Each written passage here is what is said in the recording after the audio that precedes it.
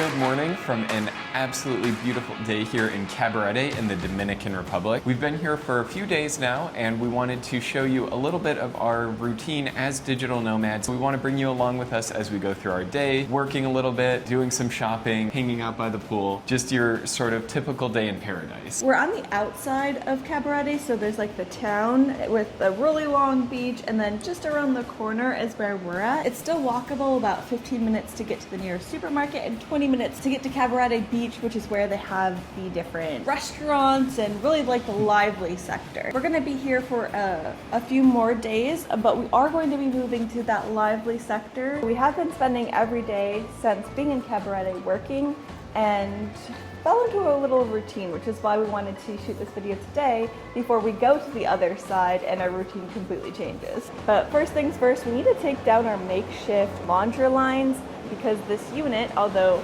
beautiful and literally ocean view, it doesn't have a laundry machine. So our scrubber works just fine, and then we hung them out on laundry lines. It's like Survivor, you have to untie all the knots. Yeah, I know.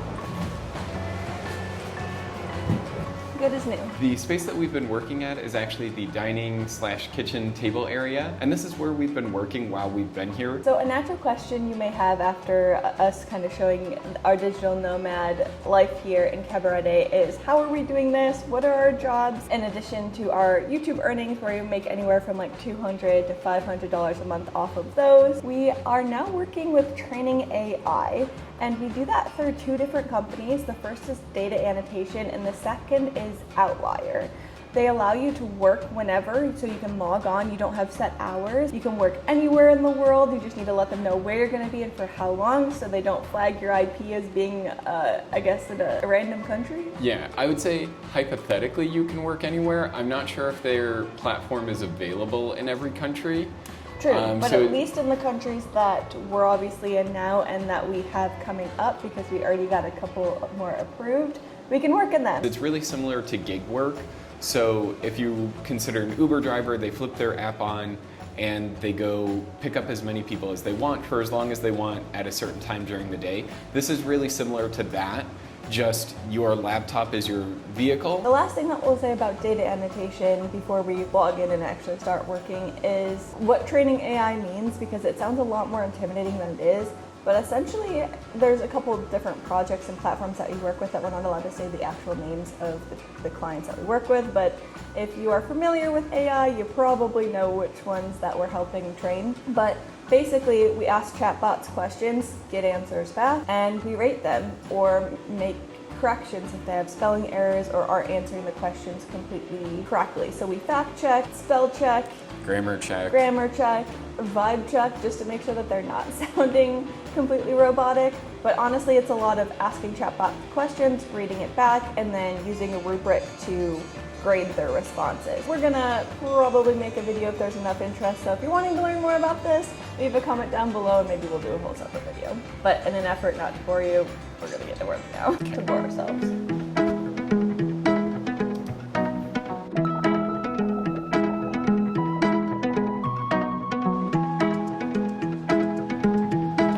Ready to go? Yeah.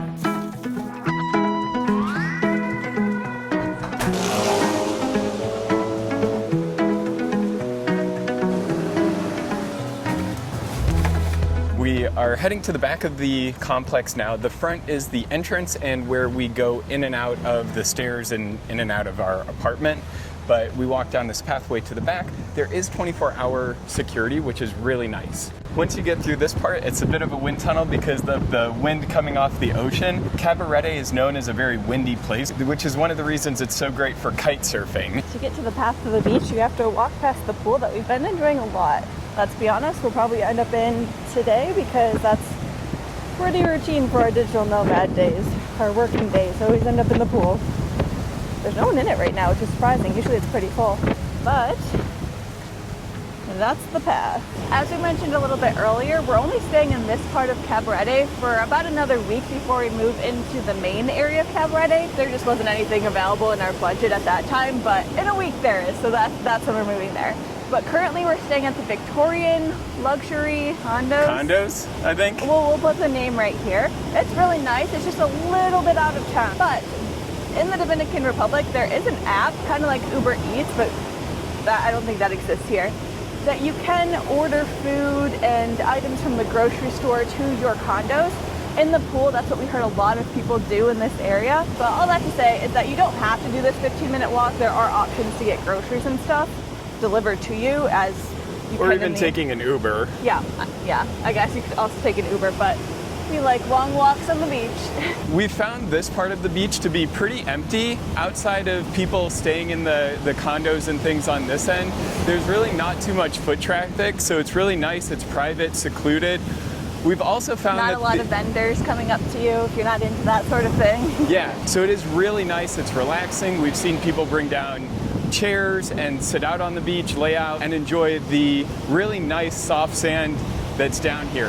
We have found though that with the wind in Cabarete pushing the waves, it's not always the best place for swimming, just in the beach in general, but there is a place up ahead that we found that is sort of protected by a break wall, which makes the water a little bit calmer, and we have seen people swim there. It's a little bit rough today, but if you look over, you can see that there is this sort of break wall. Further down the beach is a better spot, but you can see how this area is a little bit calmer than what's beyond the break wall, and really much bigger waves coming in. So along this beach, you walk past beautiful luxury, like condo buildings and single family homes, I'm imagining, basically mansions.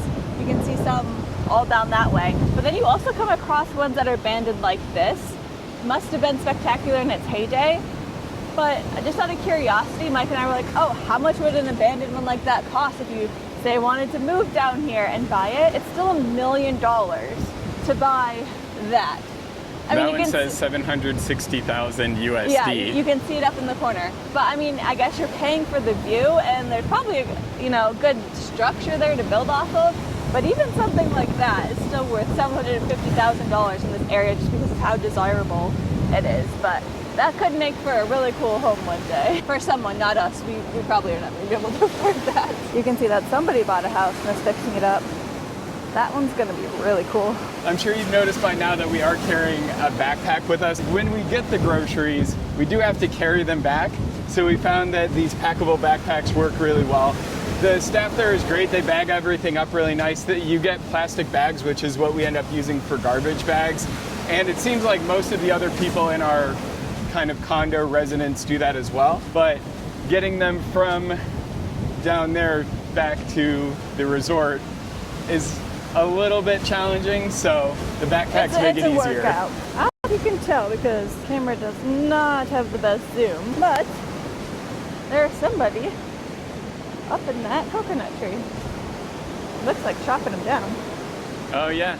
And somebody at the bottom with a rope. I'm not sure how much that's really gonna do, but I wonder if it's to keep it from swaying as much with the wind. Oh, no, it's to lower the whole thing down.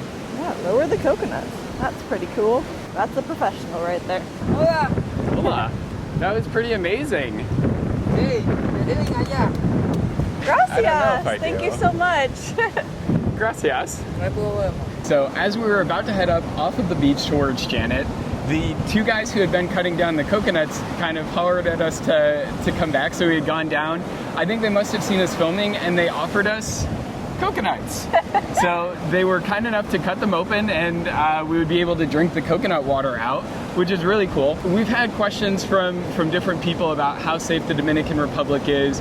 To start with that, we haven't felt unsafe anywhere that we've gone in the entire country. We haven't been a ton of places, but Puerto Plata, Pueblito, here, what we have found is some of the nicest, most generous people that are just super friendly and willing to do a nice thing to you just because it's a nice thing to do. So that is something that we've really enjoyed while we've been here. They didn't want to accept payment, which was pretty amazing. And so just, not that that's going to be the case with everyone that you meet, so don't, I guess, go fishing for favors, but be aware that these are the people who are here in the Dominican Republic and in Cabarete and other places are incredibly kind. To say the least. And they open the tops up nicely so that you can get the water out. So earlier you were practicing not slick on Survivor, and now you're eating coconuts. Yeah.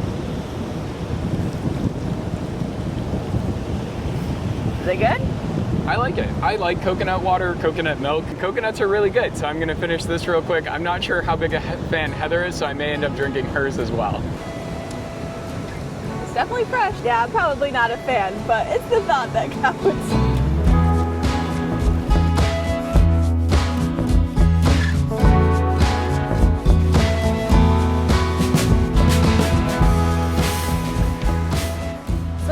Up off of the beach onto one of the side streets in Cabarete that leads straight to Janet's. So Janet's will be on our left, and the road that leads you deeper into Cabarete will be on our right. I think what we're gonna do is walk just a little bit into Cabarete, not explore the whole little area because we're gonna be there for quite a while. We'll have more time to do that than today, which is supposed to be a work day, and then grab groceries on the way back and probably get back to work.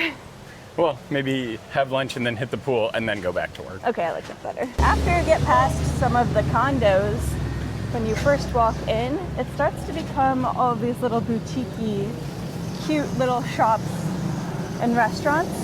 And up here is the little pathway to get to Cabarete Beach. As soon as you step foot on this beach, you can just see really relaxing lounge chair after relaxing lounge chair, restaurant after restaurant. You can see past the man in the water there. That's the little area that we couldn't really walk past anymore. So we went up the street there and walked the road instead of this beach area to get to where we're at. But on this side of Cabarete is where we're gonna be for a few weeks once we move. A lot more lively. And down there is Kite Beach, where Mike wants to try kite surfing lessons, so we'll see. My goal would be with any of those kite surfing in general is just to be able to stand up to say that I've been able to do it. But that's something that this place is known for. I think they've hosted world championships here. Kite Beach, every day you come out, you see kite surfers out there with the huge parasails. It's pretty amazing. The other day there was about 100 out on the water on a really, really nice windy day. So it's just cool to look out and see. And it's all just right here.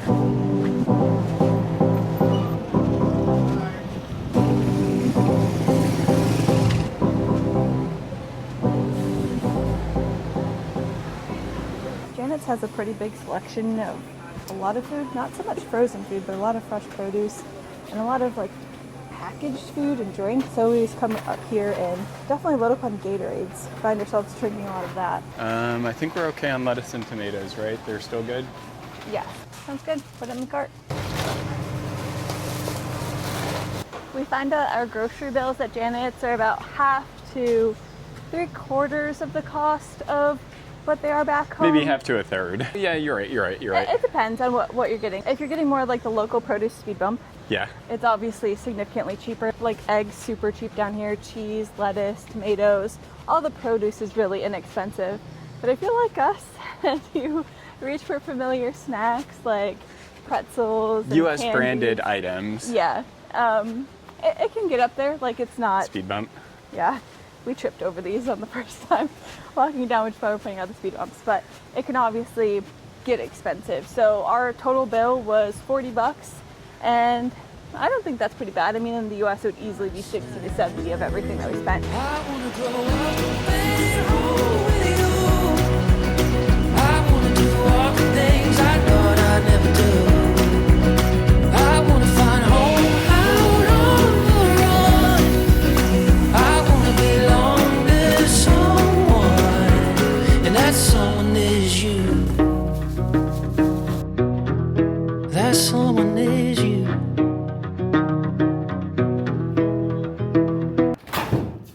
When we went grocery shopping, we got ingredients to make sandwiches. I just need to cut them up. We also bought like these plastic containers to store everything when we're done. We're planning on going to an all-you-can-eat Taco Tuesday restaurant, just down, just a little ways away. We're really excited for Taco Tuesday, so that's why just a light snack, and then maybe a little bit more work this afternoon. Definitely more before work. we head down the beach to go get tacos.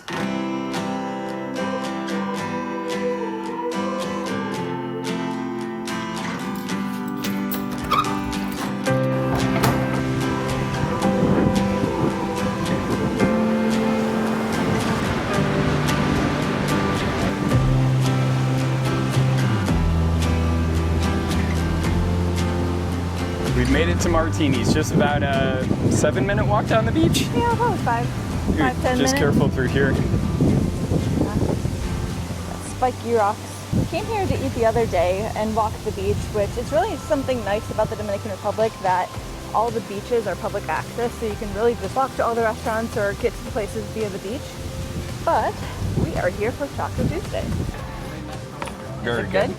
I was being super impatient, but the food is already super good. The hot sauce is very hot, which is awesome. We were warned. Mike started putting it on his tacos, and the guy's like, muy caliente. Yes, but it's really good, and we're big fans of spicy. So we've come over to Martini's for their all-you-can-eat Taco Tuesday. They claim to be the original in this area, so Yeah. how can we pass that up? So it is $12 US per person, and there's a taco bar set up, and you can have at it to your heart's desire. On the bar, they have an assortment of different meats. So they have chicken, fish, Beef. but then they also have beans, so you can make vegetarian tacos. They have cheese, different spices and toppings, lettuce, tomato. Yep. So they really have a good spread. If you leave hungry, Different types of, you could get hard shell Yep. tacos, whole wheat ones. whole wheat. But if you leave hungry from here, it's your own fault, especially since they give you a pretty large portion of chips as well. The other thing we did, which we haven't done since we've been here, is get a cerveza, which is beer. And in the Dominican Republic, Presidente is the beer, I think, of choice. It's Dominican beer. Yeah. So that's what we went with.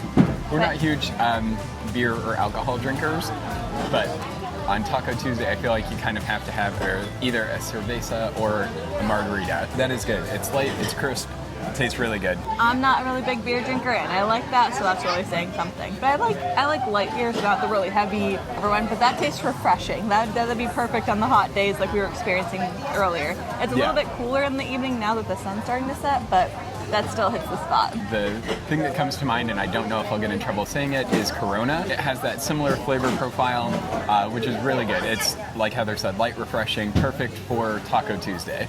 And this restaurant is connected to another one of these condominiums, resort places. So I think it's a mix of people coming down the beach for it as a restaurant and also people who stay here.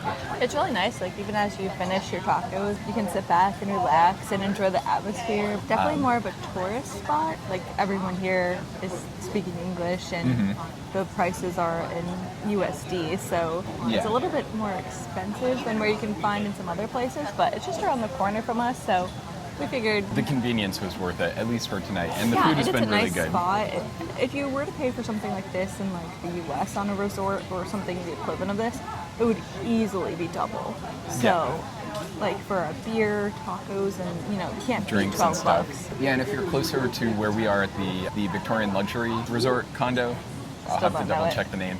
I know Victorian Luxury, but if you're close to where we are, this is kind of the nearest, easiest to access restaurant that you can walk along the beach to get to, so it's very convenient and a good option. One of the ways that you know that we're in a group of out-of-towners is we are in the Dominican Republic, and there is Canadian hockey teams on TV because there's just a big group of U.S. And Canadian visitors, residents that come down to this location. Yeah, we've run into a bunch of different people, lots of hockey fans, and so I think that's why the game is on here tonight. So if you're thinking about coming to this restaurant, an important tip is that it's cash only, so we don't have enough. Mike had to run, or is running, across the street to the gas station to pull out more money. The good news is the Buffalo Sabres are actually now the next hockey team to be featured on the little TV here. So while Mike's probably frantically going to the ATM to pull out more money, I'm just here watching the Buffalo Sabres. So it turns out Martini's is a cash-only bar, so we didn't have enough to cover the bill in cash. But fortunately, there's an ATM across the street from our hotel, so I just had to speed walk down the highway to go there, grab the money out of the ATM. But all good. Yes, honestly, more than anything, now we know there's an ATM across the street from us. Dinner at Martini's definitely was a lot more eventful than we thought it was going to be. But we are now back at our Airbnb to kind of unwind for the night. But because it is Tuesday, the night is not over. Mike logs on remotely and plays with a group of his friends back at the Western New York Gaming that he was playing Dungeons and Dragons and Disney Lorcana and basically nerd games that I like to call them, lovingly of course. So he still is able to connect with them on Tuesday nights. They remote in and get to play the game together. And I'm just gonna edit. I just got out of the shower, got cleaned up after racing down the road to go to the ATM, but I'm logging in now to Discord, which is the platform that the group that I play, Star Wars RPG. So it's a tabletop role-playing game set in Star Wars with some different rules, similar to Dungeons and Dragons, but with Star Wars. So one of the really cool things is we play this game remotely, which means that I can play here in the Dominican Republic with friends back home. The other cool thing is the Dominican Republic is actually in the Eastern time zone, so I'm able to log on and be in the same time zone, not have to worry about that as back home in New York. So all of this works out really well. And that's kind of what a day in the life here in Cabarete for us looks like. You really can't beat this location for doing what we're doing. This is a typical day and we absolutely love it. When we were in Buffalo, we looked out our window at the snow and said, we should be doing what we're doing now, but just in a nice place on the beach, and we are doing exactly that, and we couldn't be happier. So thank you so much for watching. We really appreciate it, and we'll see you in the next one. I'm living my best life. I wake up with the sunrise. It does not look a thing like I thought that it would, but I've been getting my steps in, and I sleep with my best friend. It's the best that it has been in a long time. I'm living my best.